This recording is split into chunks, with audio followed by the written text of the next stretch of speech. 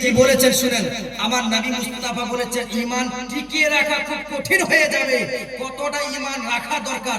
লা ইউমিনু আহাদুকুম হাত্তা আকুনা আহাব্বা ইলাইহি মিন ওয়ালিদিহি ওয়া ওয়ালাদিহি ওয়ান নাস আজমাইন।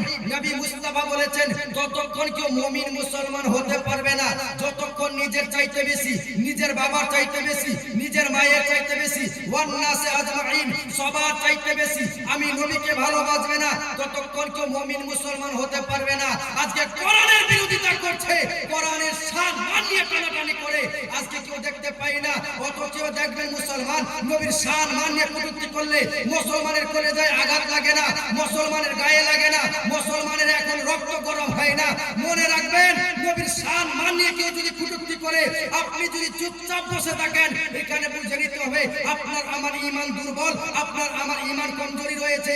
ঈমান মজবুত করতে হলে আমার নবীকে, আমার নবী মুস্তাফাকে ভালোবাসতে হবে।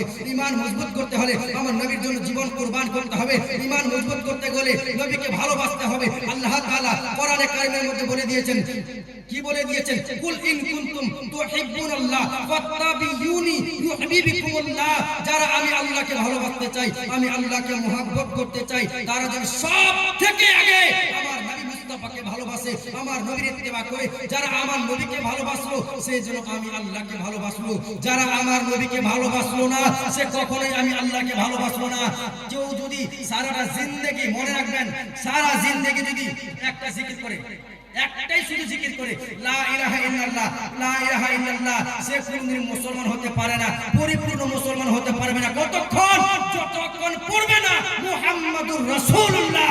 যদি নবীর মুহাব্বত অন্তরের মধ্যে কম থাকে, নবীর মুহাব্বত অন্তরের মধ্যে কম থাকে, নবীর ভালোবাসা কম থাকে, নিজের জান মালের চাইতে বেশি আমার নবীকে ভালোবাসতে না পারেন, আপনি সারা জিন্দেগি যদি নামাজ পড়েন কোনো কাজে দিবে না।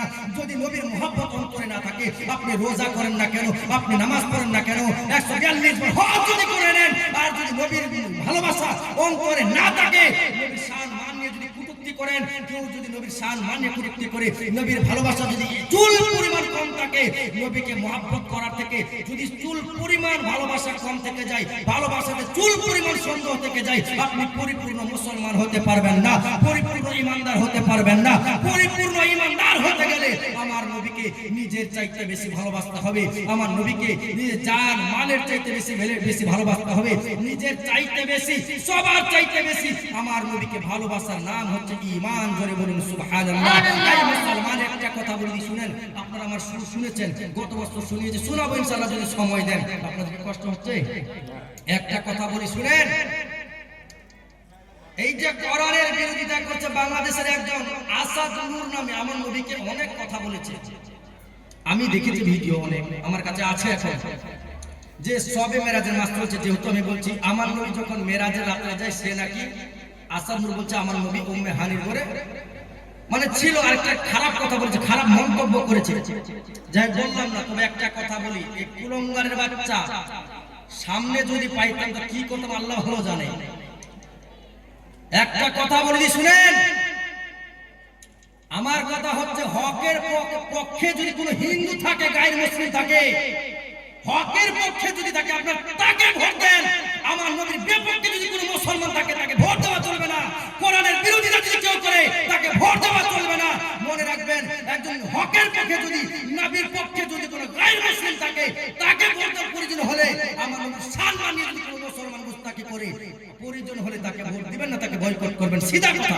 সুবহানাল্লাহ। যারা নবীর পক্ষে নাই আমি তাকে চাই না, হক পথে যদি কোনো গায়ের মুসলিম থাকে আমি তাকে ভোট দিতে চাই। কি হুজুর বলতে পারে? সুবহানাল্লাহ। হক পথে থাকবে। মনে রাখবেন, আমার নবী মুস্তাফা বলে দিয়েছেন কিয়ামতের আগে এমন সময় আসবে ঈমানটাকে টিকিয়ে রাখা কঠিন হয়ে যাবে। ধনুক, মনে চিনেন তো ধনুক? আমাদের ভাষায় যেটাকে ধনুক বলি, উর্দু ভাষায় কামান বলে। ওখান থেকে তীর চাললে যতটা গতিতে যাবে, আমার নবী মুস্তাফা 1500 বছর আগে বলে দিয়েছেন তার চাইতেও বেশি গতিতে মানুষের ঈমান বেরিয়ে যাবে। সুবহানাল্লাহ। আজকে দেখেন কোথায় অভিষেক আসলো, এ কোনো কিছু না, কিচ্ছু না আমি মনে করি, সাধারণ একটা মানুষ। আরে জুলুসে অত মানুষ বের হয় না যতটা মুসলমান আজকে এই তৃণমূলে ঝান্ডা নিয়ে এটাতে গিয়েছে। জুলুসত্র মুসলমান বের হয় না, টোটোতে প্রত্যেকটা টোটোতে 2টা-3টা করে ঝান্ডা নিয়ে যায়। কিছুদিন আগে আমি দেখেছিলাম সোশ্যাল মিডিয়াতে ইটাহারের বিধায়ক পাশে বসে আছে আর একজন গায়ের মুসলিম মহিলা বক্তব্য দিচ্ছে। কি বক্তব্য? যে এই যে আমাদের বিধায়ক হিন্দুদের জন্য ভগবান, মুসলমানদের জন্য আল্লাহ, আমাদের মসিহা, অথচ পাশে বসে আছে মাযাল্লাহ যেই ব্যক্তিটা শুনতে পেল কথাটা, শোনার পরে প্রতিবাদ করলো না, সে যে কেউ হোক না কেন তাকে ভোট দেওয়া চলবে না। যে কেউ হোক। এক।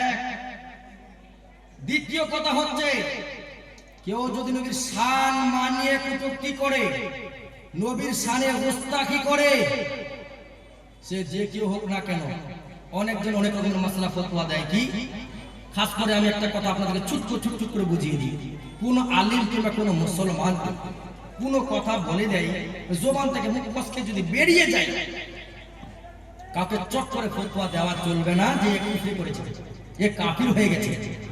কাকে চট করে ফতোয়া দেওয়া এই জন্য যাবে না, কাউকে যদি কেউ কাফির ফতোয়া দিয়ে দেয় আর সে যদি কাফির না হয়, তো ফতোয়া দিনে বলা নিজে কাফির হয়ে যাবে।